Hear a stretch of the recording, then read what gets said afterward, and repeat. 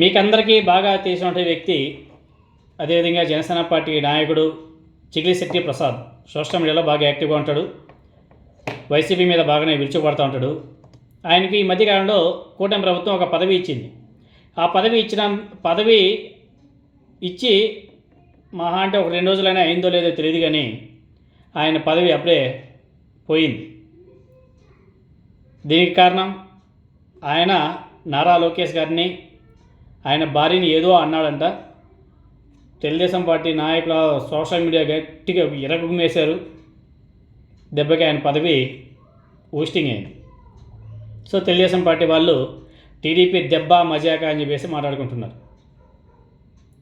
మా పార్టీలో ఎవరినైనా సరే, ఎవరైనా మిత్రపక్షాలైనా సరే, కూటమిలో భాగస్వామ్యం అయినా సరే, మా నాయకుల జోలికి వస్తే పరిస్థితి ఇలానే ఉంటుంది అనేసి ఒక హెచ్చరిక ఇవ్వడమే కాదు, వాళ్ళు ఈయన పదవి పోయిన తర్వాత ఫుల్ పండగ చేసుకుంటున్నారు. ఇటీవలే ఈ చిగిలిశెట్టి ప్రసాద్ని ఏపీ ఎన్ఆర్టీ టెక్సాస్ కోఆర్డినేటర్గా కూటమి ప్రభుత్వం నియమించింది. ఈయనతో పాటు కూటమిలోని అన్ని పార్టీల ఎన్ఆర్ఐలకు 100,000 పత్రాలు కూడా కట్టబెట్టారు.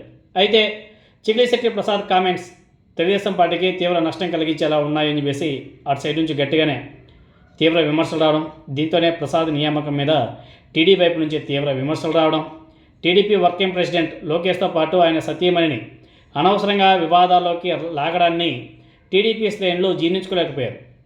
ఎలాంటి విచారణ లేకుండా, ఎలాంటి ఆయన దగ్గర నుంచి ఆన్సర్ తీసుకోకుండా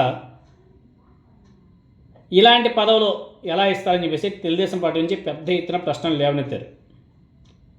ఇటువంటి నేపథ్యంలోనే తెలుగుదేశం పార్టీ దీన్ని చాలా సీరియస్గా తీసుకొని స్పందించి టెక్సాస్ కోఆర్డినేటర్గా చిగిలిశెట్టి ప్రసాద్ నియామకాన్ని నిలుపుదల చేస్తూ ఉత్తర్వులు కూడా జారీ చేశారు.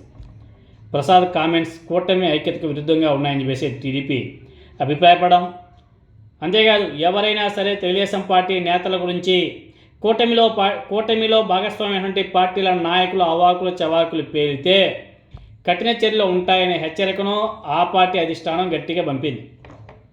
సో చిగిలిశెట్టి ప్రసాద్ పదవి 2 రోజుల్లోనే ఊడగొట్టడంతో టీడీపీ యాక్టివిస్టులు మాత్రం ఆనందం ఓ రేంజ్లో ఉంది.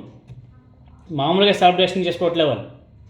మా జోలికి వస్తే అది జనసేన అయినా సరే, బీజేపీ అయినా సరే, ఇంకొకరైనా పరిస్థితి ఇలానే ఉంటుంది. మీరు మా కూటమిలో భాగస్వామ్యం అయినా సరే మా నాయకుల గురించి అవాకులు చవాకులు పేలితే దీనికి మించి ఉంటుంది అని చెప్పేసి ఒక హెచ్చరిక. అదేవిధంగా అతని పదవి పోయేంత వరకు ఎక్కడ కానీ టీడీపీ వెనక్కి తగ్గిలా లాస్ట్కి అతని పదవి గాల్లో కొట్టుకెళ్ళిపోయింది. పాపం వైసీపీ వాళ్ళు అయితే పాపం ఆయనకి సానుభూతి చూపిస్తున్నారు. పదవి ఇచ్చి 1 రోజు 2 రోజులు కూడా పూర్తి కాగానే అప్పుడే నీ పదవి ఊస్టింగ్ నాయన అని చెప్పేసి బీభత్సంగా వైసీపీ వాళ్ళు ట్రోల్ చేస్తున్నారు. దీని మీద మరి జనసేన పార్టీ ఏ విధంగా స్పందిస్తుందో చూడాలి.